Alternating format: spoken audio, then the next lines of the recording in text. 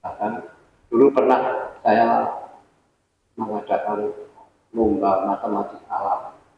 Itu materi satu regu itu kelas 1, 2, 3, 4, 5, 6. Oleh dinas saya diprotes. Ini lomba matematik kok kelas 1 ikut gabung dengan anak kelas 6. Ini gimana Bapak itu proses nalarnya bagaimana anak kelas 1 kok ikut lomba matematik bersama kelas 6. Materinya kan belum sampai. Dan saya bilang orang tua menyerahkan toh, ya artinya itu tanggung jawab orang tua. Maka orang tua ini tanggung jawabnya tidak, tadi yang pertama perannya adalah pada saat dalam kandungan, yang kedua setelah lahir. Setelah lahir ini di dalam teori psikologi, ya 0 sampai 3 tahun ini saat-saat yang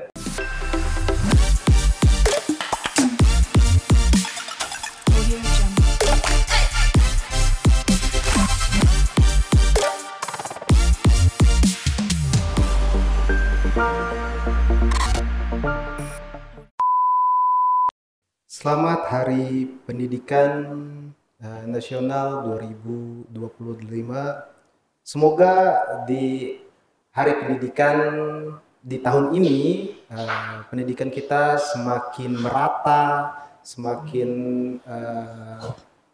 semakin terdidik orang teman-temannya, anak-anak, siswa-siswa dan segala macamnya. Jangan terprovokasi dengan hal-hal yang nggak jelas, jangan terbawa suasana atau hiruk pikuk dari Indonesia yang carut marut, apalagi ngomongin masalah ijazah. Oke, pendidikan itu penting karena selain untuk menjadikan diri kita pintar, pendidikan itu juga jadi satu alat untuk kita khususnya masuk ke dalam dunia pekerjaan, entah itu dunia pekerjaan, sosial dan segala macamnya. Masih bersama saya dua orang hebat, dua orang tenaga pengajar, dua orang pendidik, dua orang yang sama-sama punya kualitas di setiap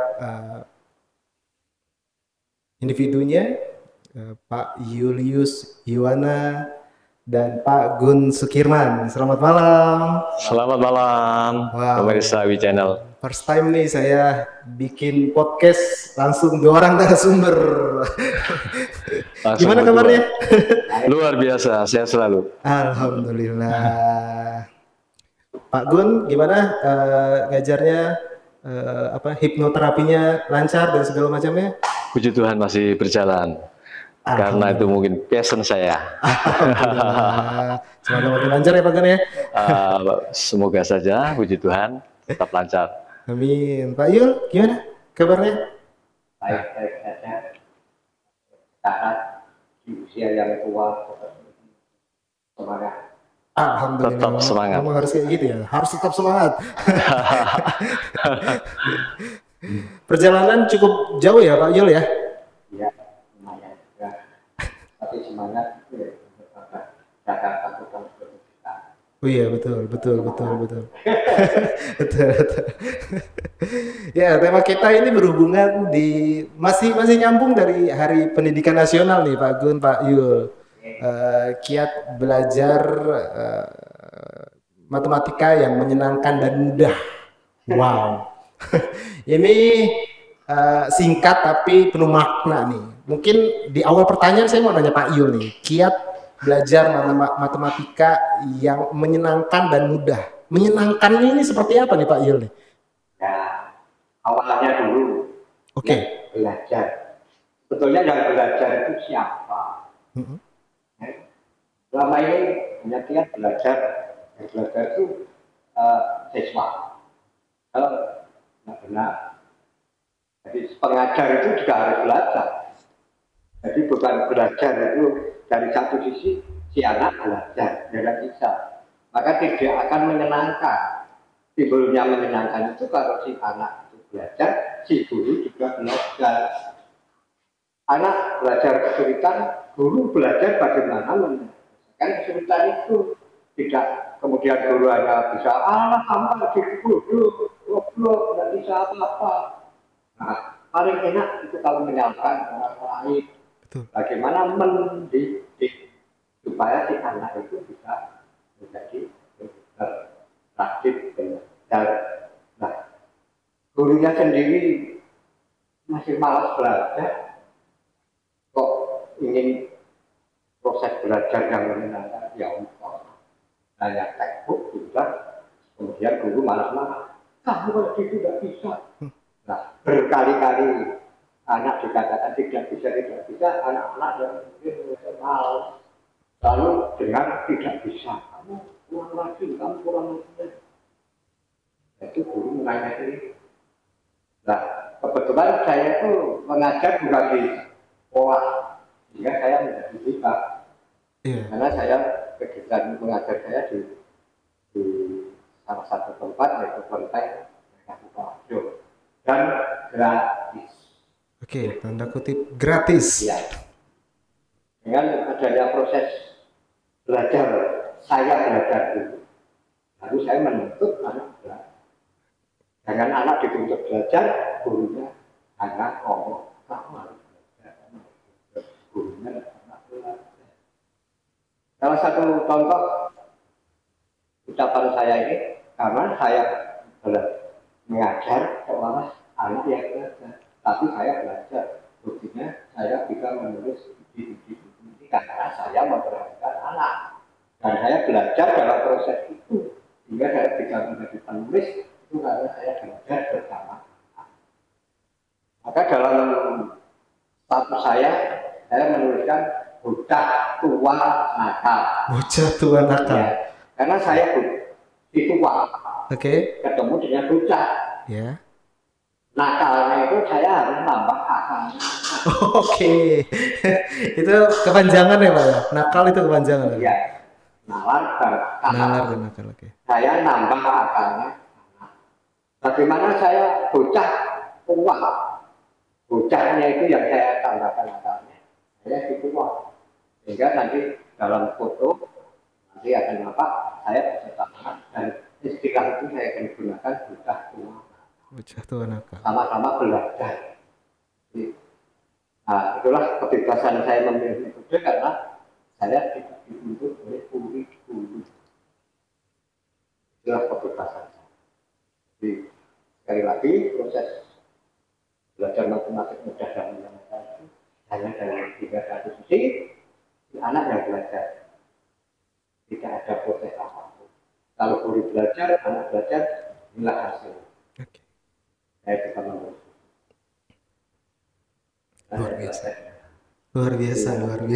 biasa sekali Pak. Pertama. Luar biasa. Tapi Pak, saya masih nyambung nih. Mungkin berkaitan dengan Pak Gun ya. Nakal, nalar dan akal. Mungkin Pak Yul ini ketika anak itu sudah bisa mempelajari atau bisa berhitung, tapi ketika masih dalam kandungan itu gimana nih Pak? Dalam hipnoterapinya nih. Oke, terima kasih. Malam ini saya ucapkan terima kasih kepada WI Channel, Istek Widuri. Ya, betul. Bangga ya, sekarang jadi Istek, Institut Sosial dan Teknologi Widuri. Dan juga luar biasa saya bisa duduk bersama dengan seorang penulis buku Kompas, TTS Kompas ya, Pak Julius Yuwana. Ini juga guru saya, Mas Oji. Yeah.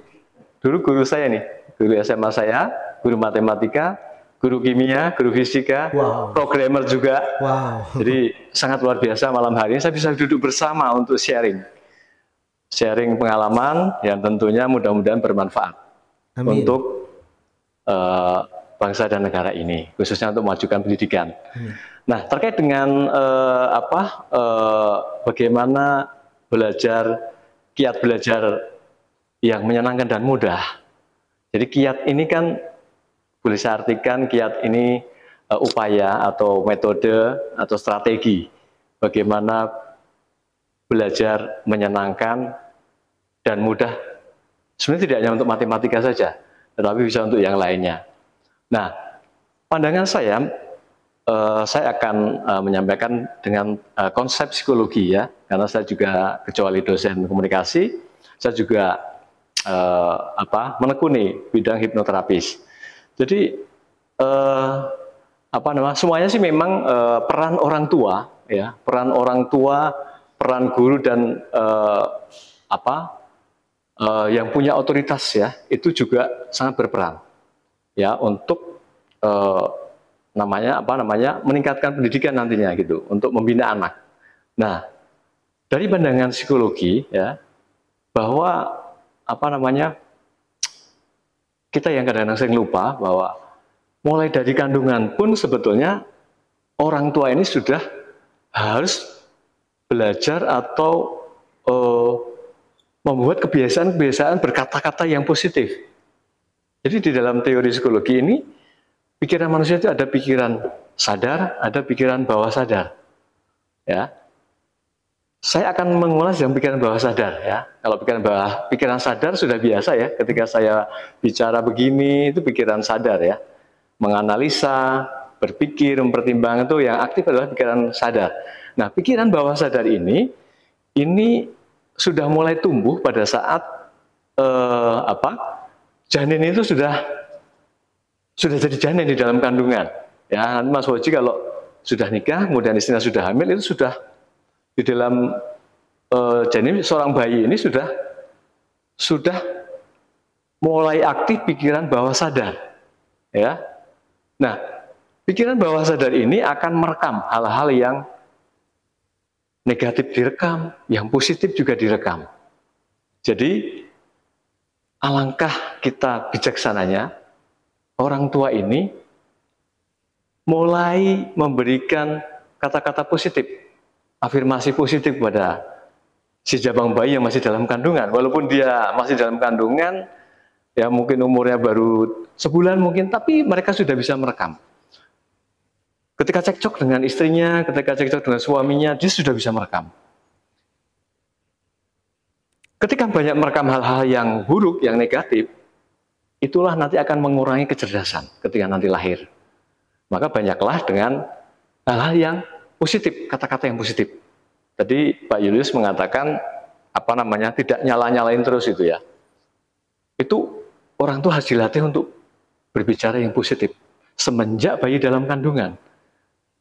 Kalau perlu, sang jabang bayi ini sering diajak komunikasi ketika mau tidur, habis berdoa, ayo dek, kita tidur, ayo dek kita makan. Kemudian setelah berdoa pada Tuhan, saya yakin anak saya nanti lahir cerdas. Kita berikan sugesti yang seperti itu. Itu Mas Fauji. Jadi mulai dari kandungan pun sudah mulai orang tua itu harus melatih atau membiasakan hal-hal yang positif, kata-kata yang positif. Dasar loh kekuatan kata-kata positif ya. Apalagi jabang bayi tadi sudah bisa merekam.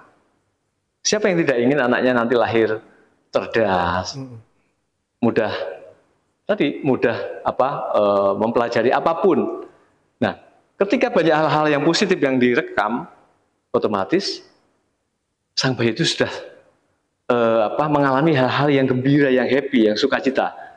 Maka ini nanti ketika lahir, insya Allah nanti akan menjadi pribadi yang happy, yang gampang menyerap mata pelajaran apapun, gampang, tidak hanya matematika saja. Ini menurut teori psikologi ya dari Sigmund Freud ya. Ini ahli psikologi yang luar biasa di Austria ya, itu Mas Waji. Jadi mulai dari dalam kandungan sudah orang tua mempunyai peran dan tanggung jawab untuk merawat sang jabang bayi dengan berkata-kata yang positif, afirmasi positif. Tentunya semuanya diserahkan kepada Tuhan ya, dan Tuhan akan mengabulkan ketika kita mempunyai tujuan yang baik, selalu berkata-kata yang baik, ya, itu seperti itu. Iya, saya juga dulu sering mendengar sih ada beberapa teman-teman yang udah menikah atau dari guru-guru saya itu ketika dalam kandungan itu sering-sering mungkin di agama Islam itu sering dibacain apa namanya Al-Quran atau mungkin lagu-lagu rohani Bagus begitu banget kan. itu Mas Fauzi. Ya, Bagus sekali itu. iya bener ya Pak. Ya, Jadi bagus sekali. untuk kandungan itu supaya lebih bayinya itu mungkin lebih benar terafirmasi hal-hal yang Ya. positif dan Jadi segala tidak macam. hanya sehabis lahir ya, Iya, tapi dalam kandungan sudah mulai di dalam tanda kutip dibentuk, ya, dikondisikan. Nah, orang tua ini mempunyai peran yang sangat besar di situ, gitu. luar biasa sekali ya. Oke, dari apa namanya ya, dari sesuatu hal yang positif ini kan berarti banyak hal yang akhirnya timbul ketika mungkin kalau Pak Yul ini dari pengajaran yang langsung apa namanya tatap muka dengan anak-anak atau teman-teman mungkin ada yang masih sudah SMP, SMA atau campuran dan segala macamnya. Gimana gimana cara Pak Yul itu mengemas satu pengajaran yang efektif ketika ada mungkin adik-adik yang lagi belajar itu dalam tanda kutip nakal mungkin atau aktif dan segala macamnya, Pak Yul? Nakal itu nakal yang tadi, kalau tadi saya nakal itu nambah nakal atau menggunakan nalar itu istilah bahasa Jawa. Nakal itu dulu nambah nakal. Nambah nakal. Karena kalau nakal itu konotasi, kalau Pak Bun tadi bilang selalu berpikiran positif, nakal itu bukan bahwa pentung kamu nakal, itu kan sudah negatif. Nakal itu malah kan berbeda. Rasa orang tua menerima nakal itu negatif atau positif dulu. Orang tua, wah anakmu nakal, tolong apa? Nah, orang tua kan sudah, sekarang itu istilah Jawa, arep nakal. Nah itu sudah berpikir positif. Nah kalau Anda sudah pulang sekolah dapat berita anaknya nakal, kamu nakal ya itulah. Nah, orang tua kan sudah bawa gitu. Kan anak sudah berpikir apa? Padahal dia mungkin waktu itu mau mengungkapkan sesuatu tapi gurunya tidak menangkap. Sehingga anak mau maju, anak merasa benar, salahkan oleh guru. Jadi sekali lagi banyak guru yang selalu apapun murid salah. Nah, guru di situ berpikiran diri sendiri. Maka saya tadi pakai istilah bocah tua nakal. Saya walaupun sudah tua berpikir saya seperti anak, seperti bocah tua, bocah nakal. Sehingga saya memahami, menelusuri perasaan si anak. Sehingga tidak ada kamu sama kata-kata negatif gitu. Tapi kalau dia itu memang baru saatnya menjalankan perhatian. Kalau saya perhatikan, kamu sebetulnya pintar.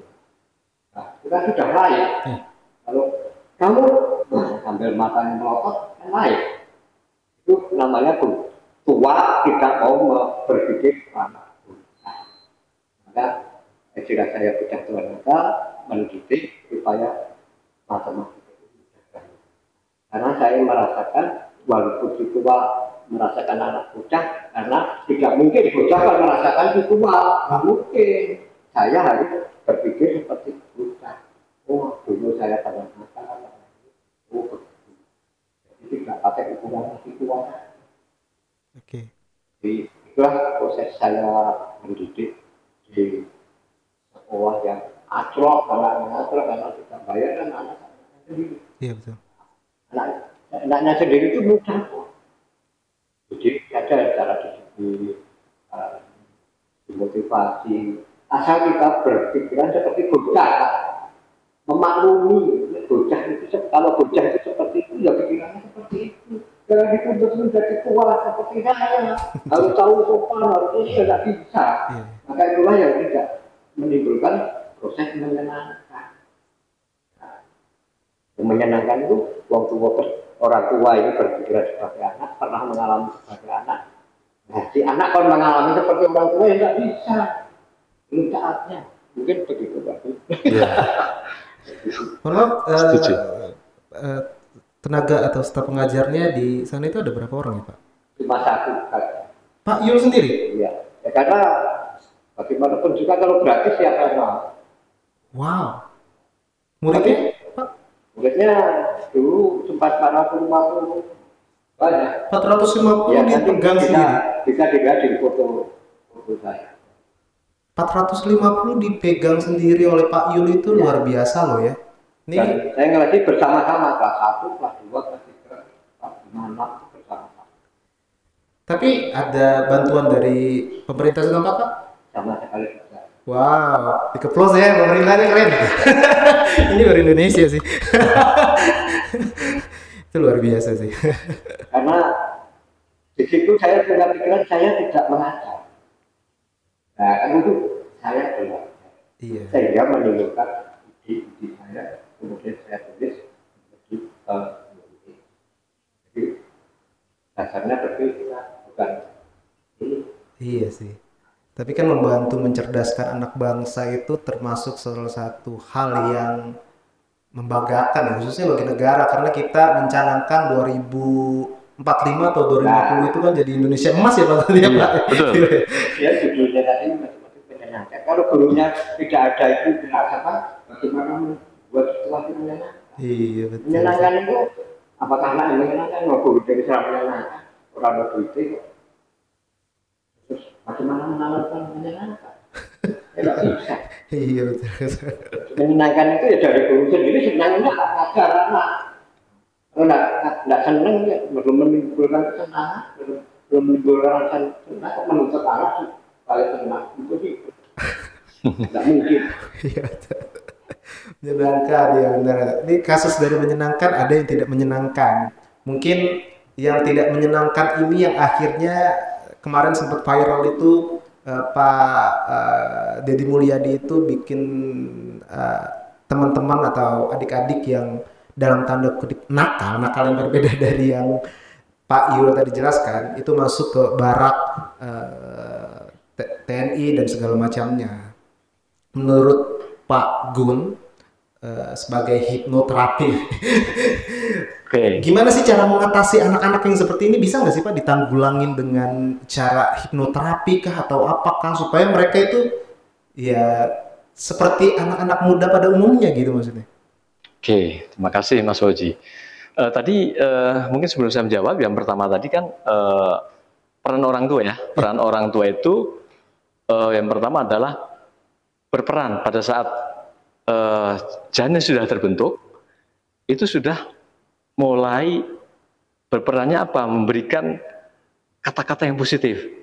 Semakin banyak kata-kata positif, maka diterima oleh sang jabang bayi akan membentuk mental, membentuk perilaku nantinya menjadi anak yang percaya diri, anak yang cerdas, karena happy, tidak ada luka-luka batin. Ya, ini yang kadang-kadang lupa. Maka para ibu, para suami istri yang masih hamil, mulai sekarang ya, berikan sugesti yang positif terus ke anak yang dalam kandungan. Karena ini akan menentukan juga nanti ketika sudah lahir. Nah, kembali pertanyaannya Mas Fauzi tadi, bagaimana agar terkait dengan ini tadi ya, pembinaan ya, saya bilang itu pembinaan ya. Di dalam teori psikologi, pikiran bawah sadar ini, bagaimana kita bisa mengakses pikiran bawah sadar, antara lain adalah dengan cara melakukan melakukan usaha yang terus-menerus, ya, sehingga pikiran bawah sadar ini akhirnya bisa terbuka. Jadi ada area kritis yang akan menutupin ya. Ketika dibawa ke barak, kalau nggak salah selama 6 bulan sampai 1 tahun ya. Ini berarti di situ sebetulnya udah di-upgrade. Ibaratnya di-upgrade.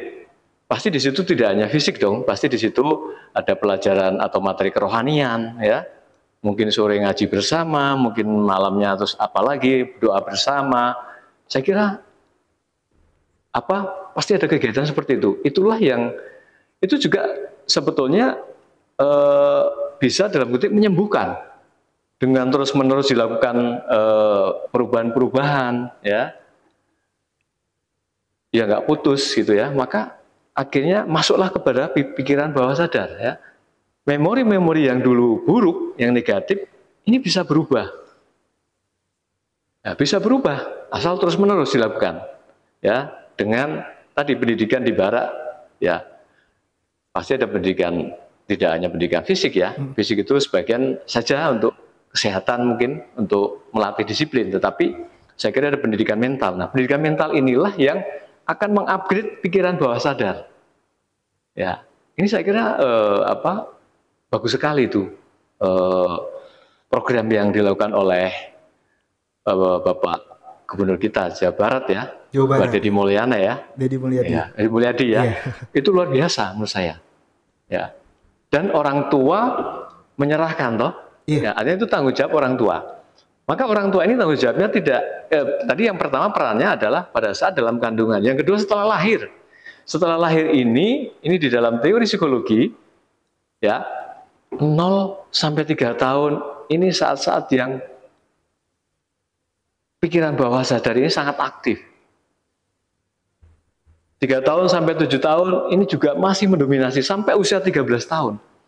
Manfaatkanlah usia-usia ini untuk memberikan tadi orang tua itu kebiasaan yang positif, memberikan kata-kata yang positif pada anak. Sekalipun tadi jengkelin ya, tadi Pak Yul bilang jangan kalau nilainya jelek, kemudian kamu bodoh, kamu goblok, kamu bego, kemudian dipukul, ditendang, di sekolah kemudian gurunya juga mengolok-olok atau bahkan dia nggak sabar ya karena mempunyai perhatian khusus anak itu ya. Ketika itu dilakukan dengan dengan sukacita oleh orang tuanya dengan komunikasi yang positif, maka dia akan merekam juga memori-memori yang positif diberikan bawah sadarnya. Sehingga nanti setelah umur 13 tahun, mental, tindakan, perilaku, ini positif. Ya. Jadi apa yang direkam pikiran bawah sadar, dari mulai kandungan, kemudian lahir, ini nantinya akan terlihat ketika setelah usia 13 tahun. Nanti bandel apa tidak bandel gitu ya. Nanti orangnya kurang percaya diri, malas dan sebagainya. Karena hasil dari tadi peran orang tua yang memberikan kata-kata yang kurang positif sehingga membuat bank datanya ini jadi kurang bagus, error gitu. Ada yang mengatakan bank data pikiran bawah sadar itu. Ya. Dan itu permanen, jangka panjang. Nah, bagaimana cara merubahnya? Antara lain tadi dengan cara kalau programnya Pak Deddy Mulyadi itu diikutkan pelatihan militer. Tahu sendiri kan militer seperti apa kan? Ada program mentalitas ideologi, ada pelatihan kedisiplinan. Jadi di-upgrade pikiran bawah sadar itu sehingga menjadi manusia yang baru. Apalagi 6 bulan ya, lama ya. Sebetulnya 21 hari kalau kita rutin untuk memberikan sugesti yang positif, itu sudah ada perubahan. Di dalam teori psikologi, 21 hari berturut-turut. Ya, orang tua terus mengatakan, memberikan hal-hal yang positif. Dengan catatan, pada saat kita memberikan edukasi, memberikan nasihat, kondisinya adalah rileks. Ya. Kondisi rileks itu, area kritisnya itu membuka, karena kita itu ada area kritis. Masuklah ke dalam pikiran bawah sadar. Jadi kalau kita mau memberikan nasihat kepada anak, carilah waktu yang tenang, yang rileks, yang hening, anak diajak senang dulu. Nah, nanti kaitannya dengan tadi. Ketika nanti menjadi dewasa, dia tidak ada kesulitan. Mau belajar apapun, tidak ada yang sulit. Karena sudah mengalami hal-hal yang menyenangkan dalam mulai dari kandungan, pendidikan dengan orang tua, ya. Jadi menyenangkan ini dikondisikan sudah mulai dari kandungan, kemudian peran orang tua setelah lahir, tadi umur sampai 13 tahun. Itu saat-saatnya waktu yang tepat untuk merubah. Saat-saat emas ya. Iya, itu saat-saat yang subur lah kalau ibaratnya tanah yang ini subur banget. Tapi sebaliknya kalau di situ banyak luka-luka batin, kalau banyak diomelin, dibego-begoin, nanti setelah usia 13 tahun, jangan disalahkan anak itu kalau bandel ngelawan orang tua ya. Nah, seperti yang terjadi kan, ada yang nggak mau sekolah, kemudian bandel, akhirnya dikirim ke barak. Itu salah satu metode atau program yang bagus menurut saya. Ya, itu. Nah, kemudian ada hipnoterapi. Terapis juga bisa diterapis melalui seorang ahli hipnoterapis. Dibawalah ke hipnoterapis, itu bisa juga. Okay. Yang penting anak itu sudah mempunyai niat, saya ingin berubah menjadi yang baik, orang tuanya juga mendukung.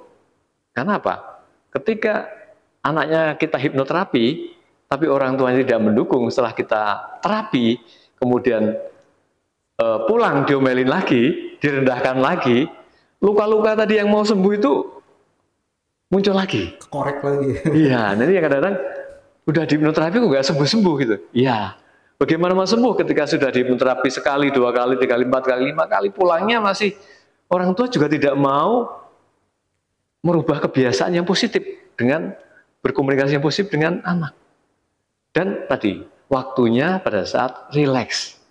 Jangan pulang sekolah, kamu belajar yang rajin ya, pulang sekolah kan capek ya. Iya, betul. Itu tidak tepat. Mungkin pada saat sehabis berdoa, sehabis sholat bareng, ya, pas makan, sehabis makan, itu saat gelombangnya gelombang alfa. Iya. Pikiran bawah sadar sedang aktif banget itu. Nah, ingat kalau usia 0 sampai 13 tahun itu masih sangat dominan pikiran bawah sadar itu. Itu Mas Waji. Oke, memang harus menurut pendapat saya seperti itu. Harus disisipin hal-hal yang positif agar anak ini jadi ke bawah positifnya. Luar biasa. Untuk metodenya nih Pak Yul nih, kan dari beragam usia nih Pak Yul ngajar nih di sekolah gratis lah kalau saya bilang lah ya. Sekolah gratis yang memang nggak dibantu sama pemerintah ya, dalam tanda di garis bawahin nggak dibantu sama pemerintah nih. Metode yang Pak Yul lakuin dalam pengajaran itu gimana nih Pak? Kan banyak nih usia-usia yang berbeda gitu, PAUD mungkin sampai SMA. Nah, di situ tadi saya katakan sudah keluar maka itu nalar dan akal. Kita lihat contoh, seorang pecatur, orang usia sekian bermain dengan anak SD. Kenapa mengenali anak-anak SD? Nalarnya tidak ditentukan oleh guru. Oke. Sehingga kalau saya mengajar itu, saya mengajarkan nalar, bukan mengajarkan materi kurikulum di sekolah. Saya mengajarkan nalar, sehingga nalar anak SD pun sama. Anak kelas, kalau saya memberikan soal bersama, soalnya sama, belum tentu anak kelas 6 itu menang. Oke. Nah, yang saya katakan adalah nalar. Yang contoh ya kita satu, anak kecil bisa mengatakan orang tua. Dengan nalar orang tua itu belum tentu lebih baik daripada anak. Nah, jadi sudah tua, belum tahu, belum mesti tua itu mana dari kita. Betul. Ini dalam asal umurnya putih. Kemudian jangan selalu yang tua itu merasa lemah, menghakimi, itu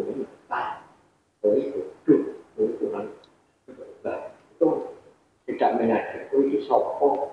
Dulu kamu anak kecil itu apakah kamu rajin sekolah, apakah kamu dulu rajin belajar? Belum tentu. Sekarang kok merasa hebat, merasa rajin, merasa sendiri. Kamu itu apakah betul dia belajar? Belum tentu. Sekarang semua pun belajar. Kalau si tua itu merasakan dulu agaman anak.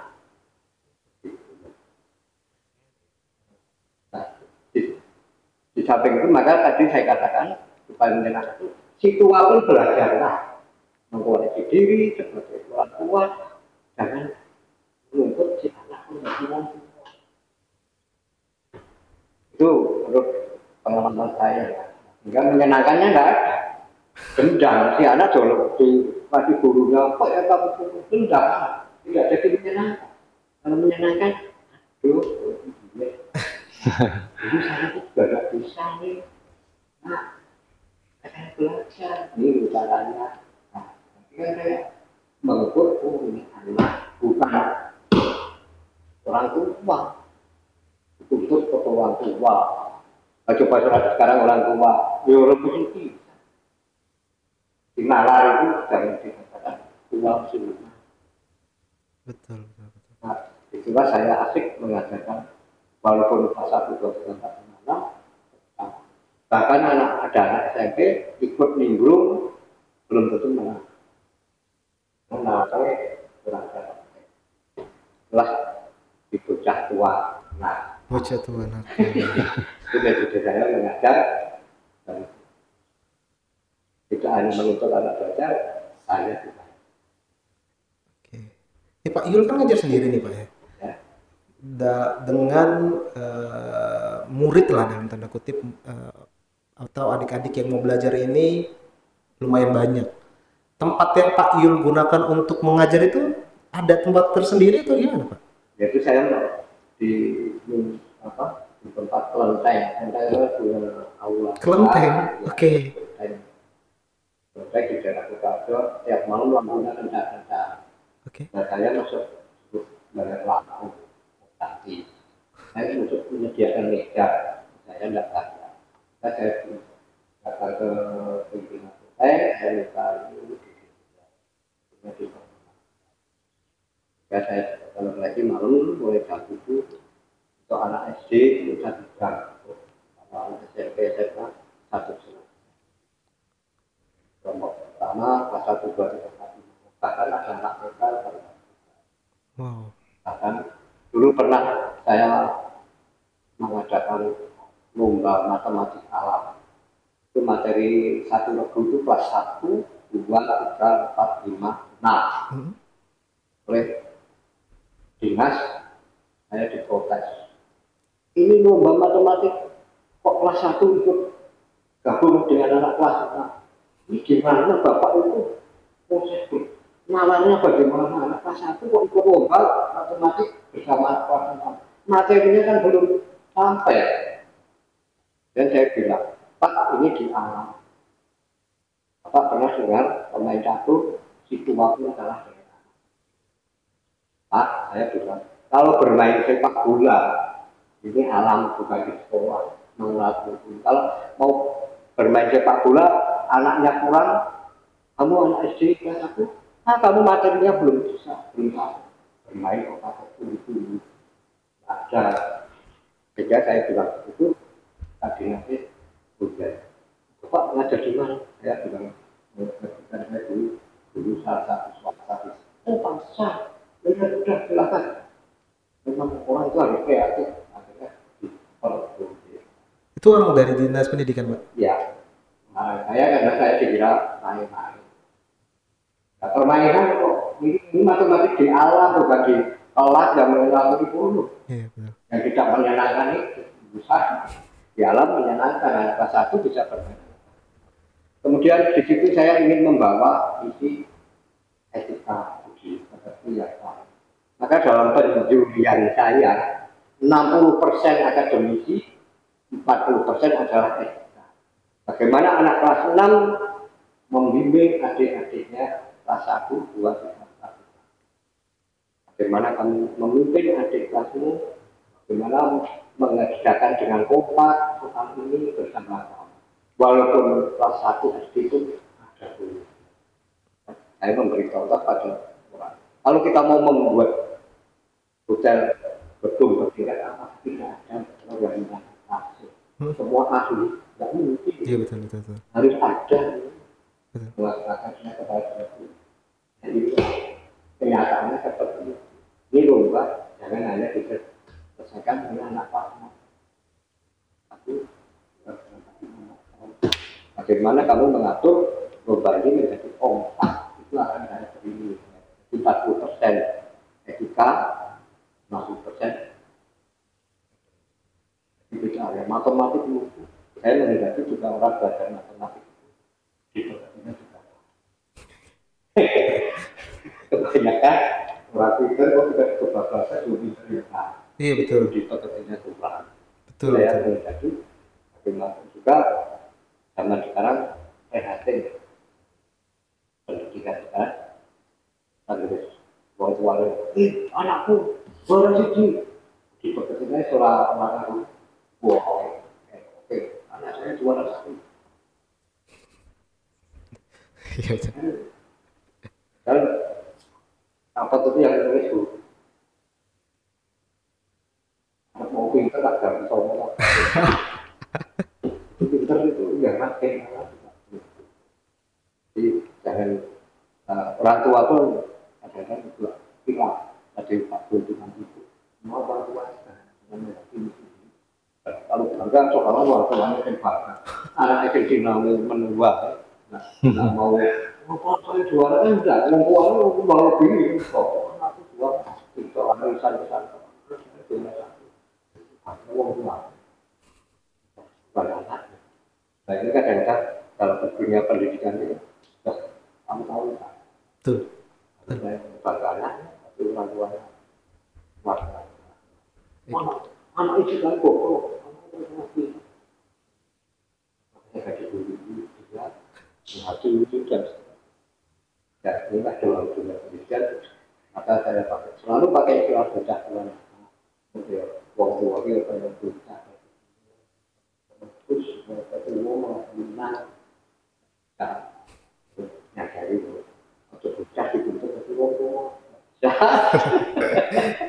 iya betul agar kita jadi sebuah yang menyenangkan sinkronisasi kemudian gimana Pak Yu? Ya setuju. Iya benar, saya juga setuju dengan dunia pendidikan sekarang itu carut marut ya kan. Orang yang semakin pintar itu malah kelihatan semakin terlihat bodoh ya, apalagi sekarang ini kan. Mungkin saya nambah lagi Mas Woji ya. Gelarnya telematika tapi apa ya ngelihat atau ngejat sesuatu itu dari gambar itu kan lucu ya. Oh ini palsu, ini enggak palsu, itu lucu sih. Saya boleh menambahkan lagi Mas Woji. Iya boleh Pak, silakan. Jadi terkait tadi ya, memang matematika itu sulit. Betul. Ya, tapi ya kembali lagi bahwa orang tua jangan mengiyakan bahwa oh ya sulit ya udah kamu nerima aja, tidak bisa. Pada saat tadi kondisi rileks, pas makan, mau tidur, ngantuk-ngantuk, anak diskusi, Bu, matematika kok sulit ya? Berikan pencerahan-pencerahan. Tidak ada yang sulit kalau kamu itu belajar dengan tekun. Ya. Berdoa pada Tuhan. Nah ini kondisi rileks. Tapi jangan diomel-omelin, model kamu yang goblok kok. Saya aja Bapak dulu gampang kok, kamu sulit. Ini akan menjatuhkan mental ya. Down malah nanti mentalnya. Jadi mulai dari situ pada saat rileks di setting ulang. Coba kamu doa, yakin matematika mudah dipelajari, apapun gampang karena Tuhan memberikan otak kita, otak manusia, otak yang luar biasa loh. Betul. Orang tua harus bisa memberikan apa itu tadi semangat ya, ya kata-kata yang positif, ya itu Mas Woji. Iya betul. Balik ke ini sih Pak, apa namanya? Mungkin ketika ini pertanyaan dari saya, pertanyaan orang awam mungkin ya Pak ya, Pak Gun ya. Iya. Ketika mungkin saya ya atau orang-orang yang di bawah saya itu selalu dapat hal-hal positif ketika dia kecil sampai remaja, lingkungan mempengaruhi dia, akhirnya keluar dari aura positif dalam tanda kutip, dan akhirnya anak ini datang ke psikolog lah mungkin ya, merubah itu semua. Tapi ketika dia hadir lagi, dia datang lagi di lingkungan yang sama, itu kan pasti merubah dia ke setelan awal nih Pak. Ya. Ini cara menanggulangi orang-orang yang seperti ini tuh kayak gimana nih Pak? Ya tadi peran orang tua itu sangat besar menentukan perubahan dari perilaku anak tadi.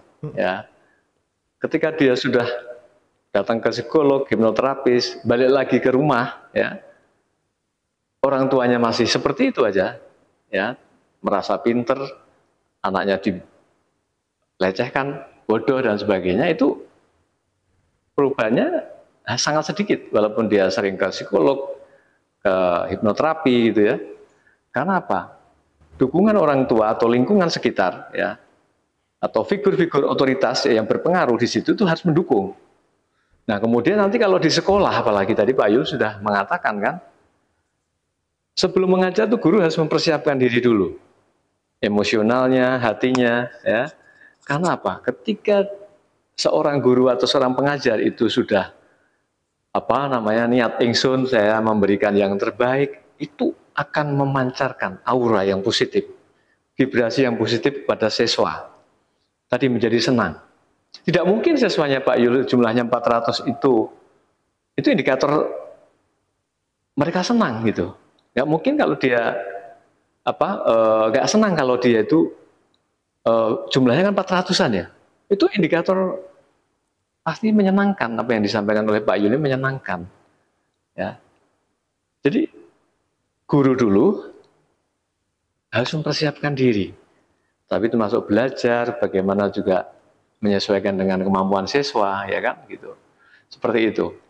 Alat peraga dan lain-lain sebetulnya itu pendukung juga. Tapi ketika siswa sudah malas, sudah jengkel karena pengajarnya nggak nyenengin gitu ya, itu mau dikasih metode apa aja yang hebat, gurunya ngomong apa aja, nggak akan masuk. Maka tanamkanlah dulu diri kita begitu mau ngajar, positif dulu. Siapan dulu benar-benar ikhlas memberikan yang terbaik untuk siswa saya. Ketemu yang bandel, tetap saja, oh enggak bandel, kok itu biasa. Seperti itu. Nanti juga kamu juga akan bisa seperti yang lain. Sebenarnya seperti itu, tidak malah kamu dasar bodoh sih gitu. Karena kamu gak ikut les. Nah, akhirnya menjatuhkan lagi gitu kan. Ya, tidak seperti itu mestinya. Oh, kamu bisa kok. Ya, kamu bisa ya, karena manusia itu diciptakan Tuhan itu diberikan otak yang luar biasa gitu. Manusia yang diciptakan Tuhan kan lebih sempurna daripada yang lain ya, daripada binatang gitu ya itu. Itu mungkin sugestinya seperti itu, atau kata-kata gurunya seperti itu. Tidak malah pilih kasih tadi, kemudian malah diolok-olok dan sebagainya gitu ya, atau malah dipukul, diapain, dilempar kapur, dilempar penghapus ya. Mungkin zaman dulu ya masih dilempar penghapus, itu menjadi trauma ya, trauma sehingga semakin down, semakin mentalnya semakin menambah kurang percaya diri nantinya. Ya, karena belajar pun juga butuh percaya diri bahwa saya mudah kok belajar matematika itu. Ya tadi situasi menyenangkan dari seorang guru dulu, baru nanti metodenya, baru alat peraganya, baru lingkungannya tadi. Ya lingkungannya dibuat sedemikian rupa, tapi sebetulnya itu pendukung ya, menurut pendapat saya.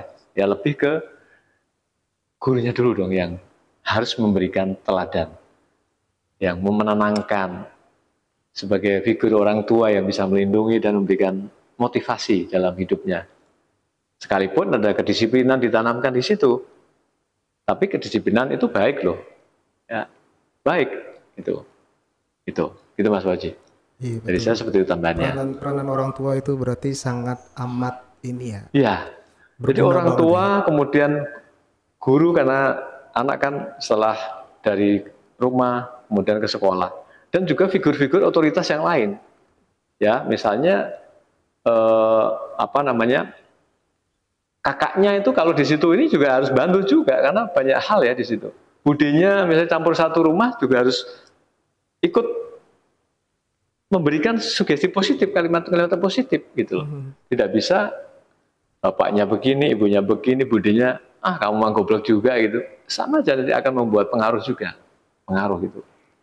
Iya, jadi banyak hal untuk membuat anak itu menjadi percaya diri, menjadi cerdas, menjadi menjadi seorang yang nantinya menjadi generasi yang emas, generasi yang unggul ya. Tadi dimulai dari kandungan, kemudian bagaimana peran orang tua di keluarga, pola asuh, pola komunikasinya bagaimana, kemudian di sekolah,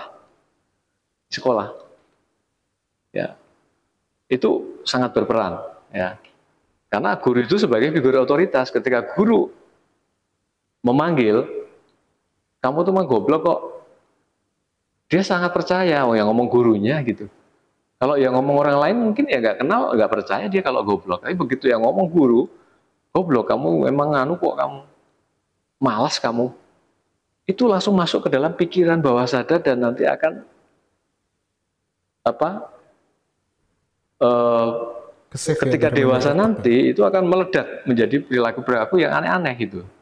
Tidak hanya mungkin belajar susah ya, bisa jadi nanti berani sama orang tua, ya, kemudian sampai putus, depresi, kemudian malah jadi mengkonsumsi narkoba dan sebagainya. Itu bisa seperti itu, pelampiasannya seperti itu. Melakukan hal-hal negatif lah ya. Ya, gitu. Mungkin begini tadi, bocah tua, orang tua dan bocah dan tua. Kalau di situ bocah nggak asal seneng,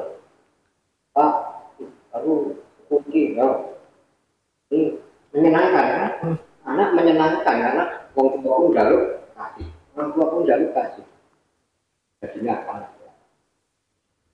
Itu menyenangkan ya Pak? Iya betul. Orang tua menyenangkan, jadi tetap semua itu hubungan pendidikan si bocah dan si bocah dan si tua itu tetap orang tua. Itu ada, maka saya katakan si bocah dan si tua.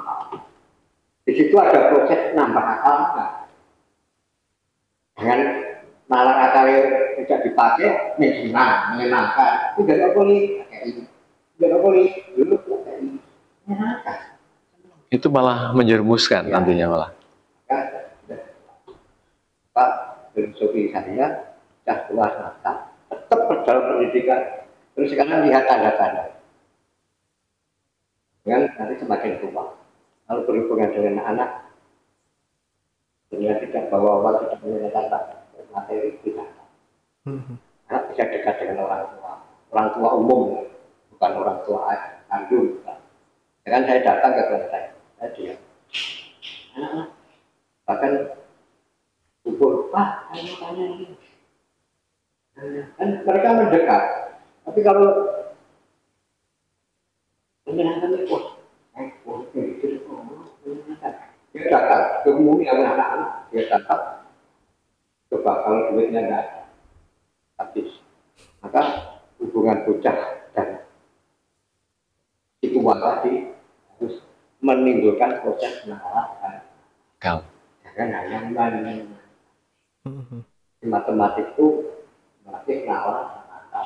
Saya percaya nalar akalnya dalam otomatis berjalan. Oke. Sehingga saya tidak pernah ngajari materi kurikulum apa, saya hanya membuka nalar akal, tapi di sekolah sekolah. Nalar dan akal itu. Jadi matematik itu nalar, bukan dogma, umum. Nalarnya saya buka. Selesai. Ya, Oke. Menarik. Ini menarik dalam pembelajaran. Tapi dengan lingkungan gimana, Pak? Lingkungan sekitar itu mendukung untuk kegiatan belajar itu atau seperti apa? Nah, semua kaitannya dengan situasi. Dulu saya kalau saya menimbulkan konflik ya, lain. Iya. Nanti yang menimbulkan konflik adalah situasi. Mungkin si anak menimbulkan konflik. Betul. Tidak benar diri dengan konten kami. Nah, itu mesti situasi, bukan si anak. Betul. Jadi semua itu prosesnya dari situasi. Tetapi pernah ada konflik seperti itu? Oh, seperti itu. Ada 2 desa yang konflik. Itu ya katakan di dunia saya. Jadi kebaikan itu dan diterima negatif oleh situasi. Ya, yang memberi isu, memberikan berita ini,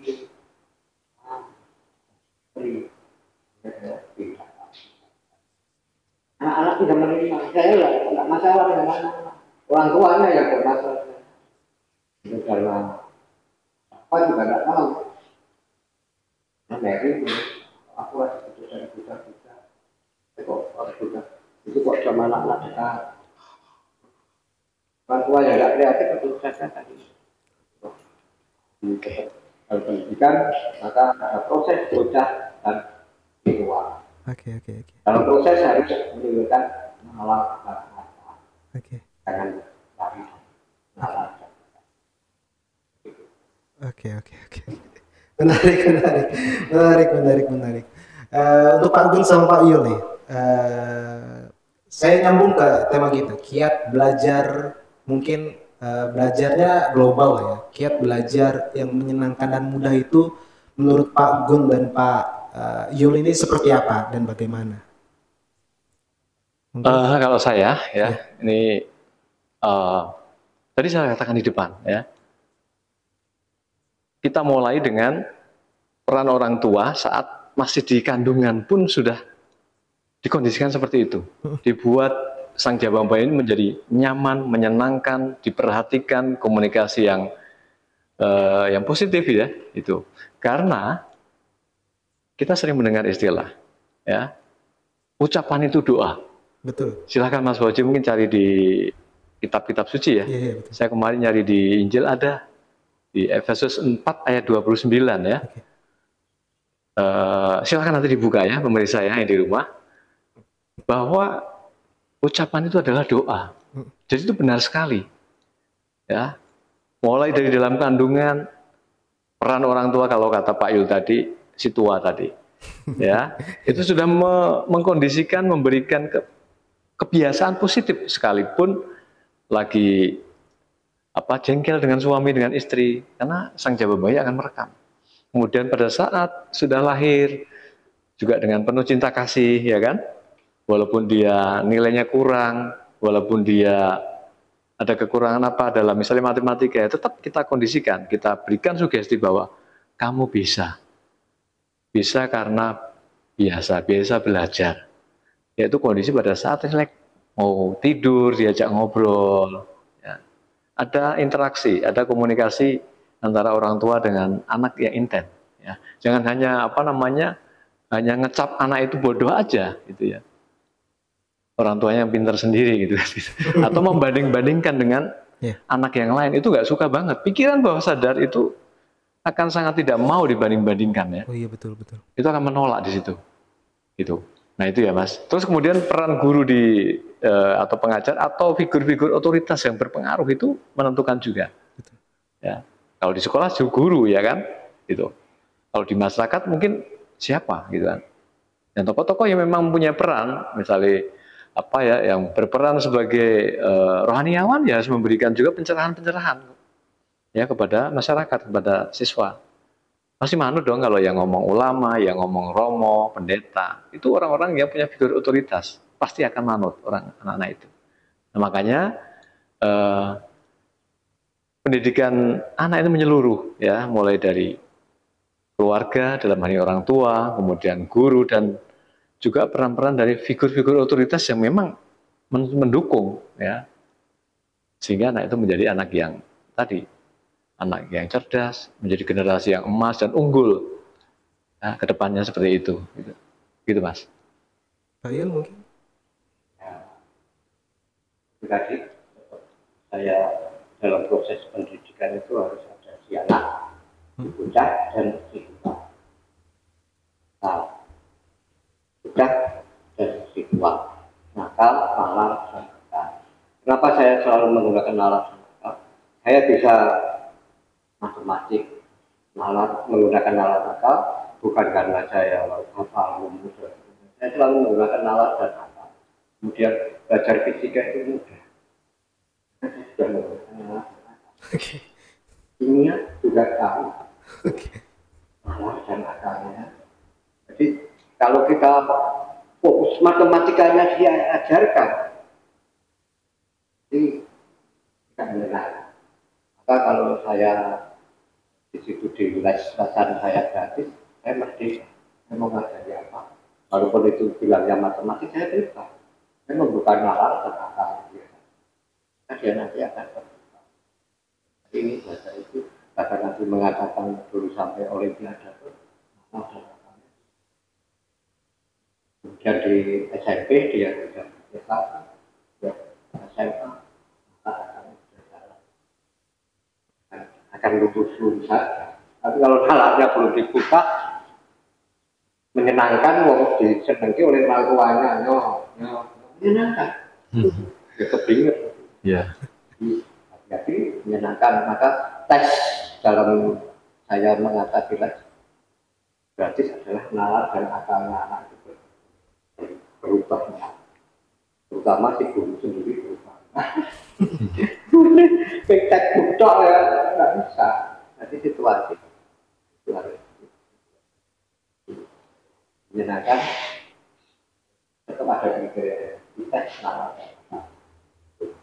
Maka dengan saya dan status saya di biasanya saya bocah tua nakal.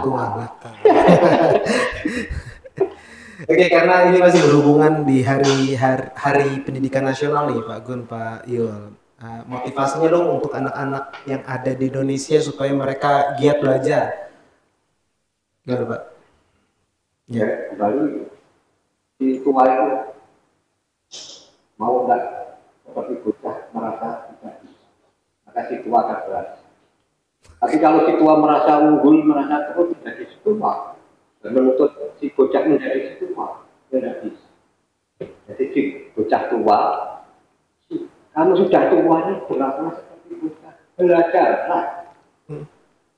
Kalau bocah kan belajar. Jadi kalau kita sudah hadir belajar, si tua yang mau belajar, maka berkembanglah di anak. Maka dulu kemudian masyarakat bocah yang lagi orang tua. Proses tua, jangan menuntut anak seperti orang tua. Orang tua yang harus seperti anak. Itu proses pendidikan belajar kalau si tua memberi contoh seperti anak, tidak bisa apa-apa, kemudian mengikuti perkembangan anak-anak sekarang itu. Nah, orang tuanya tidak bisa tapi hanya sudah pintar. Kalau kita tidak seperti anak-anak juga mau belajar, gimana? Tidak bisa. Nah, tua juga harus belajar. Nah, yang dipakai. Ya itu. Dengan pendidikan itu anak ada orang tua. Jadi pendidikan biasanya untuk anak. Itu juga. Keren. Keren. Pak Gun mungkin? Ya, anak adalah harta yang istimewa kalau menurut saya. Ya, kalau harta yang istimewa pemberian Tuhan yang Maha Kuasa, maka kita harus merawat, kita harus mendidik, kita harus memberi teladan yang baik kepada anak-anak kita. Tadi caranya ya memberikan selalu kebiasaan-kebiasaan kata-kata yang positif. Walaupun mungkin ketika kita melihat anak kita nilainya jelek mungkin ya kecewa, tapi tetap bahwa kamu tetap anakku yang paling kusayangi. Dengan kondisi pada saat dia senang, rileks, ya. Mau tidur mungkin, ya kan, tadi contohnya seperti itu, sambil habis nyanyi mungkin rileks gitu, masukin seperti itu. Ayah sama ibu tetap mencintai kamu, walaupun kamu nilainya kurang. Kemudian diceritain orang-orang sukses. Setelah itu disugesti, dimotivasi. Kamu mau sukses? Belajarlah. Belajarlah dan belajarlah. Pasti nanti ada jalan. Nah, gitu. Luar biasa. Kata motivasi dari dua orang inspirasi saya sih. Pak Gun Sukirman dan Pak Yul ini luar biasa sekali ya. Salah satu orang yang mencerdaskan lah ya. Ini bukan salah satu, dua orang yang mencerdaskan putra-putri bangsa Indonesia sini khususnya. Oke. Oh iya, ada yang lupa nih Pak. Ya, bagi teman-teman yang apa namanya ya, yang mau membeli bukunya Pak Julius Yuwana, ini bisa didapatkan di Kompas Gramedia ya Pak ya? Di toko buku ada. Di toko buku ada, di Kompas Gramedia pun ada, silakan di online mungkin juga udah ada. TTS otak atik angka Kompas. Ini buku yang sangat menarik ya. Ini yang keempat nih malah. 1, 2, 3-nya udah ada, bisa dibeli lah ya. Luar biasa. Begitulah hari ini Pak Yul, Pak Gun, terima kasih sudah menyempatkan hadir di podcast saya. Mungkin di lain waktu saya yang bakal datang ke tempatnya Pak Yul, ke Kelenteng Kutoarjo ya. Iya, adik-adik yang lagi belajar ya. Sumar juga mungkin tertarik untuk jadi staf pengajarnya Pak Yul nanti. Ya, gitulah memang pendidikan. Terima kasih Pak Gun, Pak Yul. Sama-sama, ya. Mas Waji. Ya, mudah-mudahan bermanfaat untuk negeri ini. Amin, amin, amin, amin, amin, amin, amin. Begitulah pendidikan di Indonesia ya, khususnya tenaga pengajar yang memang nggak dilirik ya, dalam tanda kutip ya, nggak dianggap, nggak dilirik sama pemerintah. Bahkan ada orang tua murid yang kasih sesuatu untuk guru aja itu udah termasuk apa tuh ya namanya ya. Iya itulah udah nggak boleh ya. Nggak boleh ada cindera mata sekarang untuk guru karena katanya itu ya semoga anak-anak bangsa menjadi generasi-generasi yang unggul ke depannya, karena kita menyongsong Indonesia emas di 2045 atau 2050 ke depan. Orang-orang seperti Pak Gun, Pak Yul ini sangat amat dibutuhkan oleh generasi-generasi sekarang untuk mencerdaskan mereka dari hal-hal yang nggak penting lah ya, yang banyak terjadi khususnya di Indonesia, yang hal-hal yang nggak menarik, yang akhirnya anak-anak ini terjerumus ke sesuatu hal yang negatif, banyak akhirnya depresi dan segala macamnya, mereka ada dalam satu geng dan segala macamnya. Semoga hal-hal ini teratasi dengan adanya program-program di luar sekolah atau ekstrakurikuler yang ada di luar sekolah, khususnya yang seperti Pak Yul dan Pak Gun lakukan ini. Semoga kedepannya ya kita lebih meningkatkan literasi kita lah ya. Karena Indonesia itu dikenal minim literasi, apalagi anak-anak sekarang kan. Mereka percaya dengan sesuatu hal yang itu belum jelas kebenarannya. Gimana mereka supaya akhirnya bisa jelas ya, mereka harus nonton ini karena kita we share, we discuss, we channel. Terima kasih. Terima kasih.